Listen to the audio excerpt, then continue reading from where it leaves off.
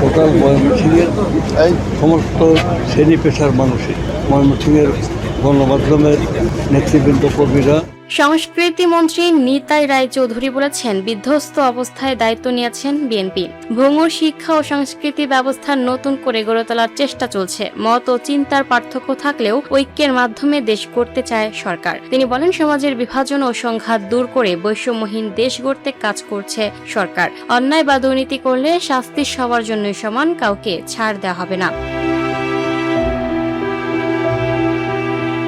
সোমবার 11 মে দুপুরে ত্রিশাল উপজেলা পরিষদের সম্মেলন কক্ষে আয়োজিত মতবিনিময় সভায় তিনি এসব কথা বলেন।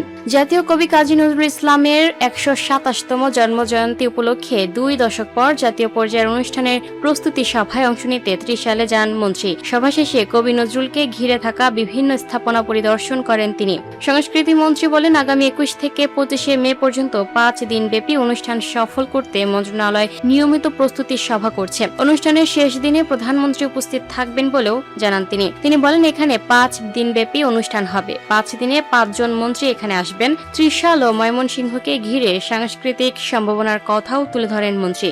নিতাই রায় বলেন, আগেও এখানে সাবেক প্রধানমন্ত্রী খালেদা জিয়া বারবার এসেছেন। তারেক রহমানও এখন আসবেন। কবি নজরুলকে ঘিরেই অঞ্চল ঢাকার বাইরে আরেকটি রাজধানীর মতো হয়ে যেতে পারে। ত্রিশাল ও ময়মনসিংহের সে সম্ভাবনা আছে। স্থানীয় শিল্পীদের অংশগ্রহণের বিষয়েও গুরুত্ব আরোপ করেন তিনি। সংস্কৃতি মন্ত্রী বলেন, প্রতিদিন ঢাকা থেকে শিল্পীরা এলেও স্থানীয় শিল্পীদেরও গুরুত্ব দেওয়া হবে। তিনি বলেন, এখানকার শিল্পীরা তৈরি হোক, সেটাই আমরা চাই। ময়মনসিংহে বিভিন্ন ক্ষুদ্র নৃগোষ্ঠীর মানুষ রয়েছে, তাদের নিজস্ব সংস্কৃতি আছে, পাহাড়ি জনগোষ্ঠীও আছে। এই এলাকার স্থানীয় শিল্পীদের অনুষ্ঠানে অংশগ্রহণ থাকবে। আমরা অন্তর্ভুক্তিমূলক সমাজ চাই এবং সেই চর্চাই শহরকে কেন্দ্র করেই গড়ে উঠবে। মতবিনিময় সভায় সভাপতিত্ব করেন ময়মনসিংহ জেলা প্রশাসক Mohammad Saifur Rahman.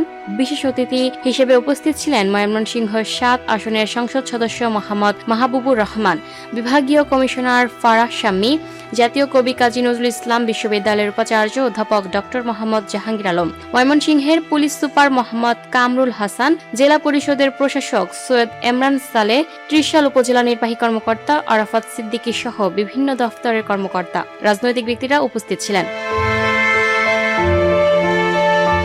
Lucky Akter, up to date news, Dhaka.